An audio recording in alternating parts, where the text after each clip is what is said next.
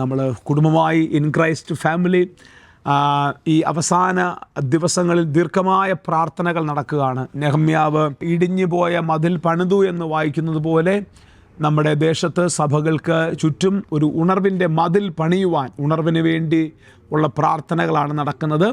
അതിനകത്ത് ഈ പഴയ നിയമത്തിനകത്ത് നമ്മൾ പഠിക്കുമ്പോൾ ഒരു ഫിസിക്കൽ മതിലിനെയാണ് പിശാച് ഇടിച്ചു കളഞ്ഞത്, ഫിസിക്കൽ മതിൽ. പക്ഷേ ദൈവസഭയ്ക്കകത്ത് ഒരിക്കലും ഒരു ഫിസിക്കൽ മതിലല്ല ഇടിച്ചു കളയുന്നത്. പലപ്പോഴും നമ്മൾ പോലും അറിയാതെ സർപ്പം ഹവ്വായി ഉപായത്താൽ ചതിച്ചതുപോലെ ക്രിസ്തുവിനോടുള്ള നമ്മുടെ ഏകാഗ്രതയും നിർമ്മലതയും വിട്ട് വഷളാക്കി കളയുന്ന നിലയിൽ വളരെ സ്ട്രാറ്റജിക്കലായിട്ടാണ് പിശാച് എപ്പോഴും നമ്മുടെ ഇടയിൽ കയറുന്നത്. അതുകൊണ്ട് തന്നെ വളരെ വിജിലൻ്റായിട്ട് നിന്നെങ്കിൽ മാത്രമേ നമ്മുടെ ക്രിസ്തീയ ജീവിതത്തെ നമുക്ക് മെയിൻറ്റെയിൻ ചെയ്ത് പോകാൻ പറ്റത്തുള്ളൂ. എന്നോട് ഒത്തിരി പേർ ചോദിക്കാറുണ്ട്, പാസ്റ്റർ എങ്ങനെയാണ് ഈ ക്രിസ്ത്യൻ ലൈഫ് മെയിൻറ്റെയിൻ ചെയ്യുന്നതെന്ന്. അപ്പോൾ നമ്മുടെ ഈ സ്കൂൾ ലൈഫുണ്ട്, സ്കൂൾ ലൈഫ് മെയിൻറ്റെയിൻ ചെയ്യാൻ നമുക്കറിയാം, നമുക്ക് ഹോംവർക്ക് ചെയ്യണം, ട്യൂഷൻ ക്ലാസ്സിൽ പഠിപ്പിച്ചത് പഠിക്കണം, നമ്മുടെ ഫാമിലി ലൈഫ് മെയിൻറ്റെയിൻ ചെയ്യാൻ നമുക്കറിയാം. പക്ഷേ നമ്മുടെ ചർച്ച് ലൈഫ് മെയിൻറ്റെയിൻ ചെയ്യാൻ പലപ്പോഴും നമുക്കറിയത്തില്ല. അപ്പം ഞാനിങ്ങനെ പുതിയ നിയമത്തിൽ ഇടിഞ്ഞു പോകാൻ സാധ്യതയുള്ള, പിശാച് ഇടിച്ചു കളയാൻ സാധ്യതയുള്ള മതിലുകൾ ഏതൊക്കെയായിരിക്കും എന്ന് ഞാൻ ശ്രദ്ധിച്ചപ്പോൾ വെളിപ്പാട് പുസ്തകത്തിലെ എഫേസോസിലെ സഭയോട് പറയുന്നൊരു ദൂത് രാവിലെ ദൈവാത്മാവിനോട് ഇടപെട്ടു. അത് ഞാൻ നിങ്ങളോട് പറഞ്ഞ് പ്രാർത്ഥിക്കുകയാണ്. എഫേസോസിലെ സഭ അനുഗ്രഹിക്കപ്പെട്ടൊരു സഭയാണ്. എന്നാൽ എഫേസോസിലെ സഭയോട് പറയുന്നൊരു കാര്യം, നിൻ്റെ ആദ്യ സ്നേഹം നഷ്ടപ്പെട്ടു പോയി എന്നൊരു കുറവ്. ഈ സ്നേഹം നഷ്ടപ്പെട്ടു പോയെന്ന് ഇത്ര വലിയ കാര്യമാണോ? സത്യത്തിൽ സ്നേഹമാണ് എല്ലാത്തിൻ്റെയും ഫൗണ്ടേഷൻ. ക്രിസ്തീയ ജീവിതത്തിൻ്റെ ഫൗണ്ടേഷൻ എന്ന് പറയുന്നത് സ്നേഹമാണ്. സ്നേഹമില്ലെങ്കിൽ നമ്മളൊന്നുമില്ല. നമ്മുടെ എല്ലാ വാഗ്ദത്തങ്ങളും കിളിർക്കുന്ന മണ്ണ് സ്നേഹമാണ്. ഹംബിൾനെസ്സിൻ്റെ അറ്റ്മോസ്ഫിയറും സ്നേഹത്തിൻ്റെ മണ്ണും ഉണ്ടെങ്കിൽ നിൻ്റെ ഏത് വാഗ്ദത്തവും കിളിർത്തിരിക്കും. ഒന്നുകൂടെ ഞാൻ ആവർത്തിക്കാം, ഹംബിൾനെസ്സിൻ്റെ അറ്റ്മോസ്ഫിയർ, താഴ്മയുടെ ഒരു അന്തരീക്ഷവും സ്നേഹത്തിൻ്റെ ഒരു മണ്ണും ഉണ്ടെങ്കിൽ ഏത് വാഗ്ദത്തവും കിളിർത്തിരിക്കും. അപ്പോൾ ഈ സ്നേഹമെന്ന് പറയുന്നത് എന്താ? സ്നേഹമെന്ന് പറയുന്നത് ഒരു വാക്കല്ല.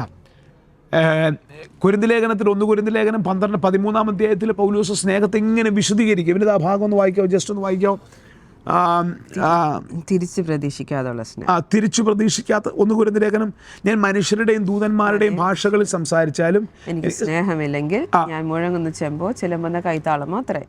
എനിക്ക് പ്രയോജനപരം ഉണ്ടായിട്ട് സകല മർമ്മങ്ങളും സകല ജ്ഞാനവും ഗ്രഹിച്ചാലും അലകളെ നീക്കുവാൻ തക്ക വിശ്വാസം ഉണ്ടായാലും സ്നേഹമില്ലെങ്കിൽ സ്നേഹമില്ലെങ്കിൽ ഒന്നുമില്ല. നമ്മളിനി എത്ര വലിയ ശുശ്രൂഷ ചെയ്താലും എത്ര വലിയ കാര്യങ്ങൾ, സ്നേഹമില്ലെങ്കിൽ ഒന്നുമില്ല, സ്നേഹമില്ല. അപ്പം ഇതാണ് എഫേസോസിലെ സഭയ്ക്ക് നഷ്ടപ്പെട്ടു പോയത്. ഈ സ്നേഹമാണ് നഷ്ടപ്പെട്ടു പോയത്. താഴേക്ക് വായിച്ചേ. എനിക്കുള്ളതെല്ലാം അന്നദാനം ചെയ്താലും എൻ്റെ ശരീരം ചുടുവാൻ ഏൽപ്പിച്ചാലും സ്നേഹമില്ല എങ്കിൽ എനിക്കൊരു പ്രയോജനവും ഇല്ല. സ്നേഹം ദീർഘമായി ക്ഷമിക്കുകയും ദയ കാണിക്കുകയും ചെയ്യുന്നു. സ്നേഹം സ്പർദ്ധിക്കുന്നില്ല, സ്നേഹം നിഗളിക്കുന്നില്ല, ചീർക്കുന്നില്ല, അയോഗ്യമായി നടക്കുന്നില്ല, സ്വാർത്ഥം അന്വേഷിക്കുന്നില്ല, ദേഷ്യപ്പെടുന്നില്ല, ദോഷം കണക്കിടുന്നില്ല, അനീതിയിൽ സന്തോഷിക്കാതെ സത്യത്തിൽ സന്തോഷിക്കുന്നു, എല്ലാം പൊറുക്കുന്നു, എല്ലാം വിശ്വസിക്കുന്നു, എല്ലാം പ്രത്യാശിക്കുന്നു, എല്ലാം സഹിക്കുന്നു. സ്നേഹം ഒരു നാളും ഉതിർന്നു പോകത്തില്ല. അത്രയും മതി. സ്നേഹം ഒരു നാളും ഉതിർന്നു പോകാത്ത ഭയങ്കര സ്നേഹം. ഇപ്പം നമ്മളുടെ കുടുംബ ബന്ധത്തിനകത്ത് നമ്മൾ മനുഷ്യരാണ്, നമുക്ക് ഒത്തിരി പ്രശ്നങ്ങളുണ്ട്, എനിക്കൊത്തിരി പ്രശ്നങ്ങളുണ്ട്. പക്ഷേ ശരിയായ സ്നേഹമാണ് വീടിൻ്റെ അകത്തുള്ളതെങ്കിൽ ഇത് എല്ലാം വിശ്വസിക്കുകയും എല്ലാം പൊറുക്കുകയും എല്ലാം സഹിക്കുകയും ചെയ്യാൻ പറ്റും. അപ്പം വിനിതായോടുള്ള ബന്ധത്തിൽ എനിക്കും ഈ സ്നേഹം കറക്റ്റാണെങ്കിൽ വിനിതയുടെ കുറവുകളെ ഒന്നും പൊക്കിയെടുത്തുകൊണ്ട് വരാതെ ആ കുറവുകളെല്ലാം മാറ്റി വെച്ചിട്ട് അനീതിയിൽ സന്തോഷിക്കാതെ നീതിയിലും സത്യത്തിലും സന്തോഷിക്കാൻ പറ്റും. ഇങ്ങനെ ഒരു സ്നേഹത്തെ നമ്മുടെ സഭകൾക്ക് മടങ്ങി കിട്ടാൻ വേണ്ടി പ്രാർത്ഥിക്കാം. പിശാച് ഇടിച്ചു കളഞ്ഞൊരു പ്രധാനപ്പെട്ട കല്ലാണ് സ്നേഹമെന്ന് പറയുന്നത്. ഒരുമിച്ച് നമുക്ക് പ്രാർത്ഥിക്കാം. ഞങ്ങൾ ഒരുമിച്ച് പ്രാർത്ഥിക്കുന്നു, കുടുംബമായി പ്രാർത്ഥിക്കുന്നു. യേശുവിൻ്റെ നാമത്തിൽ എല്ലാ സഭകൾക്കകത്ത് സ്നേഹം മടങ്ങി വരട്ടെ. ആദ്യ സ്നേഹത്തിൻ്റെ കല്ല് യേശുവിൻ്റെ നാമത്തിൽ തിരിച്ചു വയ്ക്കുവാൻ ദൈവസഭകൾക്ക് പറ്റട്ടെ. പിശാച് ഇടിച്ചു കളഞ്ഞ സ്നേഹത്തിൻ്റെ മതിലിനെ യേശുവിൻ്റെ നാമത്തിൽ വീണ്ടും നമുക്ക് ഒരുമിച്ച് പണിയുന്നു.